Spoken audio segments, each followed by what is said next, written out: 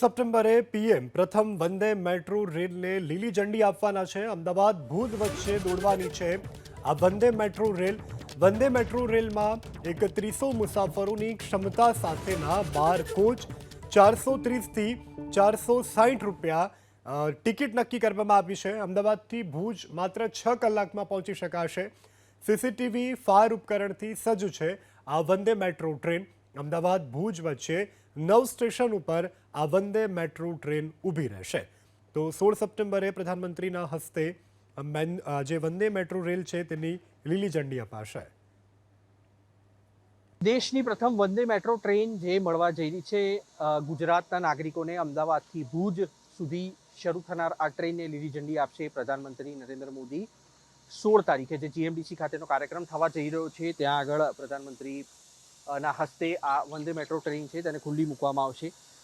આ ટ્રેનની વાત કરવામાં આવે તો તેના પેસેન્જરોની ક્ષમતા લગભગ 3200 જેટલી હાલ માનવામાં આવે છે અને તેનું ભાડું છે તે 430 રૂપિયા નક્કી કરવામાં આવેલું છે. કોઈ પણ મુસાફર હશે જેને અમદાવાદથી ભુજ જવું હશે તો તેને 5 કલાક અને 40 મિનિટનો સમય લાગશે અને ભુજથી અમદાવાદ પહોંચવામાં 5 કલાક ને 45 મિનિટનો સમય લાગશે. ટ્રેનની કોચના અંદરના દ્રશ્યો છે તે પણ અમે આપને બતાવીશું.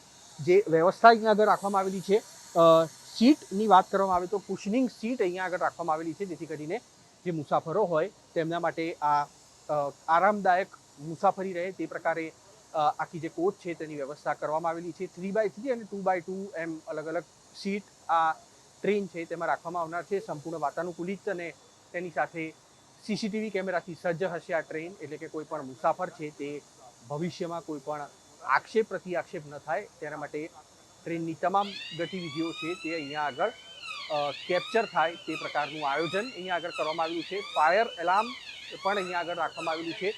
કેન્દ્ર સરકારના ઇજનેર વિભાગ તરફથી અત્યારે આ કોચ છે તેનું અંતિમ તબક્કામાં ચેકિંગ કરવામાં આવી રહ્યું છે જેથી કરીને જ્યારે પ્રધાનમંત્રી આ ટ્રેનને લીલી ઝંડી આપે તે વખતે આ ટ્રેન છે તે દોડાવી શકાય. તેનું મિનિમમ ભાડું છે તે 30 રૂપિયા રહેશે અને અલગ અલગ 9 જેટલા જંકશન છે ત્યાં આગળ આ ટ્રેન દોડી શકે તે પ્રકારનું આયોજન કેન્દ્ર સરકારના રેલ વિભાગ તરફથી કરવામાં આવેલું છે. કયા કયા કોચ ઉપર ટ્રેન ઊભી રહે તેની વાત કરવામાં આવે તો તેની પહેલાં જે ડિસ્પ્લે ઉપર અલગ અલગ ભાષાઓ છે તે આપ જોઈ રહ્યા છો.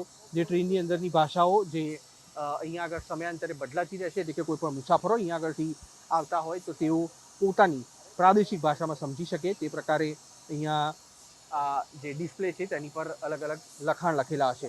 અમદાવાદથી ભુજ વચ્ચે દોડનારી આ ટ્રેન છે તે સાબરમતી, ચાંદલોડિયા, વિરમગામ, ધાંગધ્રા, સમખિયાળી, ભચાઉ, ગાંધીધામ અને અંજાર એમ કુલ 9 સ્ટેશન પર ઊભી રહેશે અને તેના 12 કોચ છે તે અત્યારે સાબરમતી ડેપો પર રાખવામાં આવેલા છે જેને પ્રધાનમંત્રીના હસ્તે ખુલ્લા મૂકવામાં આવશે અને જે નાગરિકો છે તેમના માટે આ ટ્રેન છે તે ખુલ્લી મુકાશે. ભાડું પણ તેનું નજીવું રાખવામાં આવેલું છે 430 રૂપિયા જેટલું.